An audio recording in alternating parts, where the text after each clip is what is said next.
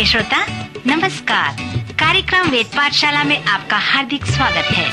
इस कार्यक्रम में हम परमेश्वर के वचन का विस्तार पूर्वक अध्ययन किया करते हैं, जो आपकी आत्मिक उन्नति के लिए लाभदायक सिद्ध होगा। तो लीजिए सुनते हैं आज का ये संदेश।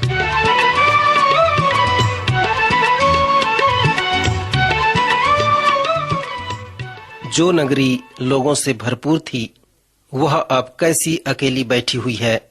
वह क्यों एक विधवा के समान बन गई है। वह जो जातियों की दृष्टि में महान और प्रांतों में रानी थी, अब क्यों कर देने वाली हो गई है। यहूदा दुख और कठिन दास्तों से बचने के लिए परदेश चली गई, परंतु अन्य जातियों में रहती हुई वह चैन नहीं पाती। उसके सब खदेड़ने वालों ने उसकी सकेती में उसे पकड़ लिया है। सियोन के मार्ग विलाप कर रहे हैं, क्योंकि नियत पर्वों में कोई नहीं आता है। उसके सब फाटक सुनसान पड़े हैं। उसके याजक कराहते हैं। उसकी कुमारियां शोकित हैं और कठिन दुख भोग रही हैं। उसके द्रोही प्रधान हो गए। उसके शत्रु उन्नति कर रहे हैं, क्योंकि यहोवा ने उसके बहुत से अपराध के कारण उसको दुख दिया है।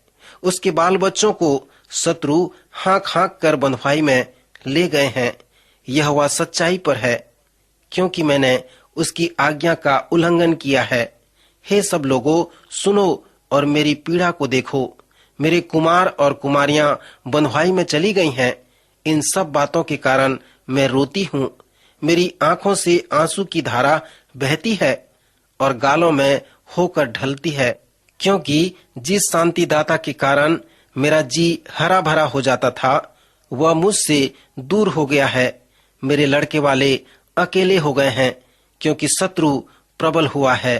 श्रोता मित्र, वेद पाठशाला कार्यक्रम की अगली कक्षा में आपका स्वागत है। हमारे सर्वेक्षण ने हमें यिर्मयाह की पुस्तक तक ले आया है, जिसने अपनी पुस्तक के 52 अध्यायों में अपनी भविष्यवाणी द्वारा विलाप किया है, और उस पुस्तक को हम यिर्मयाह की पुस्तक कहते हैं। फिर उसने अपनी भविष्यवाणी के परिशिष्ट को लिखा है, जिसे हम विलाप गीत कहते हैं, और उसका अर्थ है रोना या विलाप करना। विलाप गीत की पुस्तक के कुछ वचनों को पढ़कर मैंने इस कार्यक्रम का आरंभ किया था। विलाप गीत की पुस्तक यिर्मयाह की पुस्तक का परिणाम या उत्तर कथा है। 52 अध्यायों में यिर्मयाह विलाप करता है, और इसलिए विलाप करता है क्योंकि बाबुल विजय प्राप्त कर उन्हें घृणा करता है, उनका विरोध करता है। जब वह यरूशलेम में होता है, तब ऐसा होता है, वह परमेश्वर से वचन प्राप्त करता है कि बाबुल उन पर विजय प्राप्त करेगा, उन्हें बंधुआई में लेगा। यिर्मयाह की पुस्तक का अंत इस प्रकार होता है कि वह अभी भी यहूदा में है। सभी लोग बंधुआई में चले गए हैं। कुछ वृद्ध, दुर्बल व कमजोर लोग ही वहां बच गए हैं। उसे भी अनुमति मिला कि वह उस स्थान में रहे। फिर ऐसा लगता है कि वह मिस्र में जाकर बसने लगा, और फिर संस्कृति के अनुसार कुछ लोगों का कहना है कि वह मिस्र देश में ही शहीद हो गया, और कुछ इस प्रकार भी कहते हैं कि वह बाबुल में जाकर यहूदा के लोगों को प्रचार किया, जिन्हें वह बहुत प्रेम रखता था। और कुछ लोग कहते हैं कि उसके जीवन के अंतिम दिनों में वह यहूदा में ही रहा, और जो तबाही और वहां का पतन हुआ था, और जो कुछ भी बच गया था, वहीं पर वह शेष जीवन व्यतीत किया। विलाप गीत की पुस्तक भी यिर्मयाह द्वारा लिखी गई है। जब लोग बंधुआई में ले लिए गए, जब यरूशलेम एक चरित्रहीन शहर था, तब विलाप गीत की पुस्तक लिखी गई। इस पुस्तक का नाम अच्छा है। यह विलाप करने वाला नबी अभी भी रो रहा है, क्योंकि देश जीत लिया गया है, और जिन लोगों को वह प्रेम रखता है, वे बंधुआई में चले गए हैं और दूर देश में दास बना दिए गए हैं। विलाप गीत की पुस्तक में जो एक समस्या पर विचार किया गया है, जो यहेजकेल और दानियेल द्वारा भी बताया गया है, और वह यह है कि वे परमेश्वर के मंदिर पर विश्वास करते हैं, जहां पर परमेश्वर की उपस्थिति रहती है। और यरूशलेम में जो सुलेमान का मंदिर है, उस मंदिर के परम पवित्र स्थान में वह वास करता है।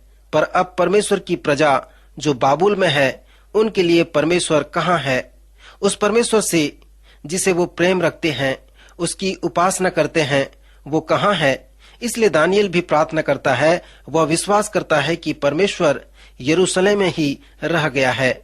उस बंधुआई के समय जो नबियों के पास जो एक समस्या है कि परमेश्वर के नबी परमेश्वर से अलग हो गए हैं। यरूशलेम एक पवित्र नगर है और पवित्र परमेश्वर वहां पर है और अब वहां के लोग उससे अलग हो गए हैं। जब यिर्मयाह ने विलाप गीत की पुस्तक को लिखा है, वह उस समय एक पहाड़ी पर बैठा हुआ था और वो स्थान आज भी उस पहाड़ी में है जिसे यिर्मयाह का गुफा कहते हैं। और इस गुफा से संबंधित जो रोचक बात है वो ये है कि यह गुफा गुलगुथा के पहाड़ी में है।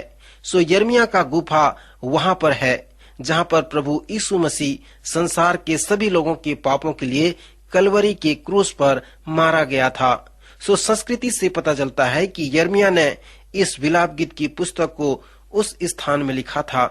श्रोता मित्र, यह मुझे बहुत ही उत्तेजित करता है क्योंकि यिर्मयाह ने प्रार्थना किया था कि हे यरूशलेम, तुझे कौन छुड़ाएगा।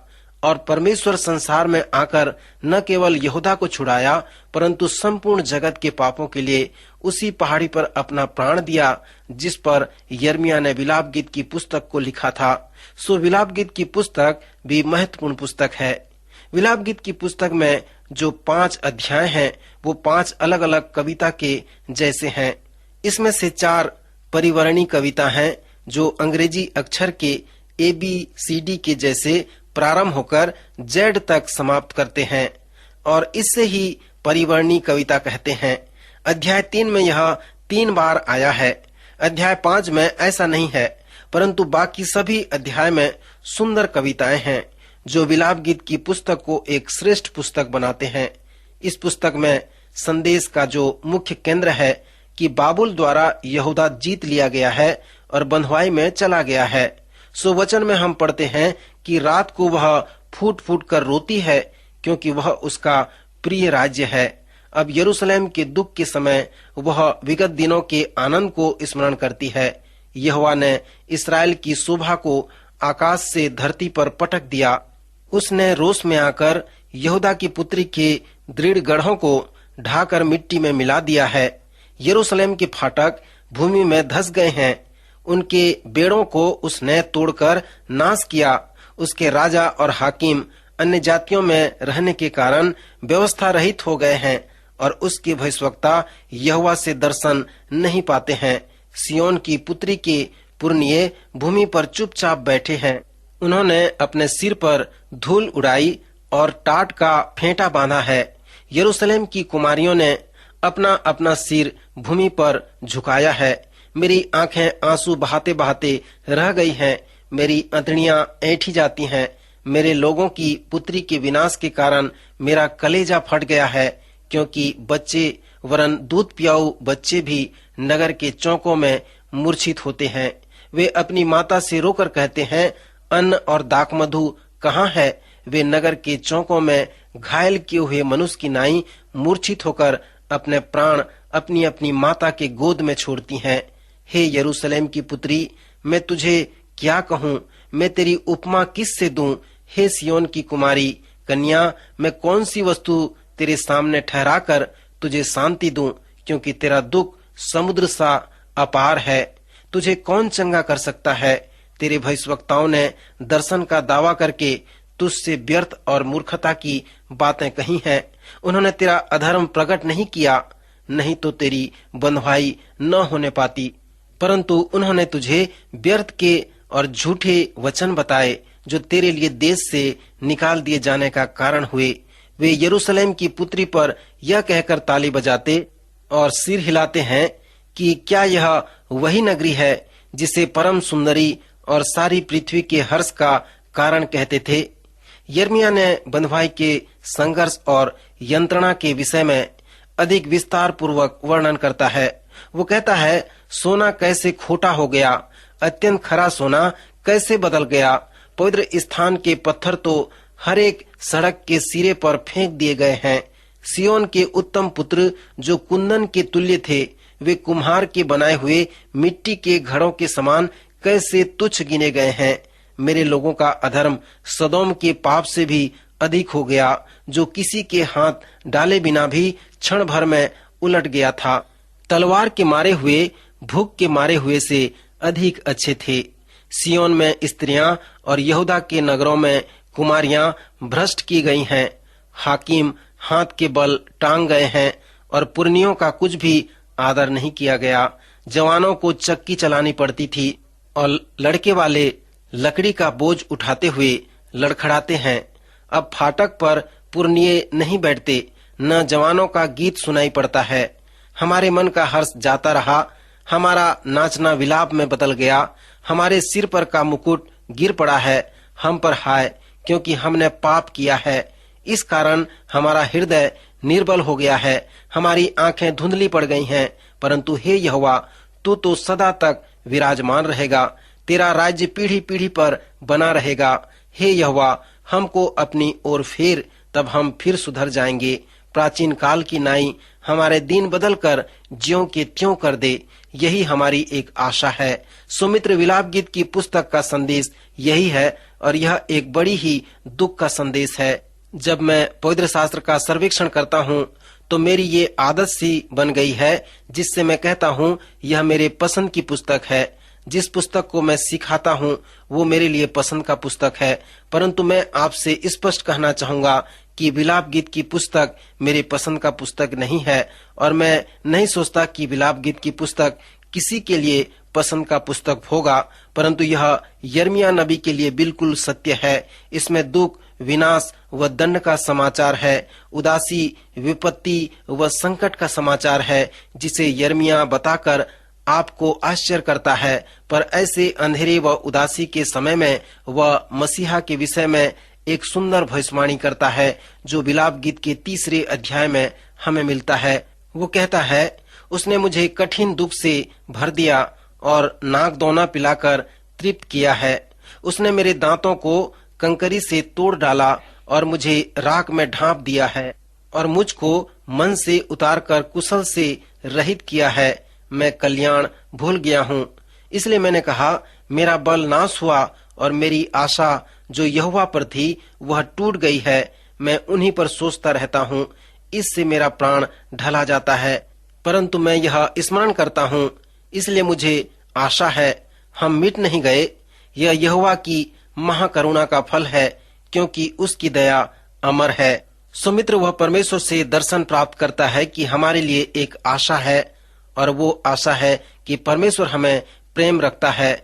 वो कभी नहीं भूलता, वो हमेशा हमें प्रेम करता है। उसकी दया अमर है, अर्थात उसकी महाकरुणा प्रति भोर हमारे लिए नई होती रहती है। प्रभु इन वचनों द्वारा आपको आशीष दे, आपकी सहायता करे।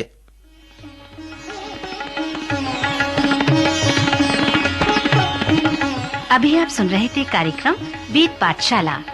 श्रोता, हमें विश्वास है कि इस कार्यक्रम के द्वारा आपको आशीष मिली है। यदि इस कार्यक्रम के विषय में अधिक जानकारी प्राप्त करना चाहते हैं या बाइबल अध्ययन से संबंधित कोई प्रश्न हमसे पूछना चाहते हैं, तो आप हमें इस पते पर लिखें।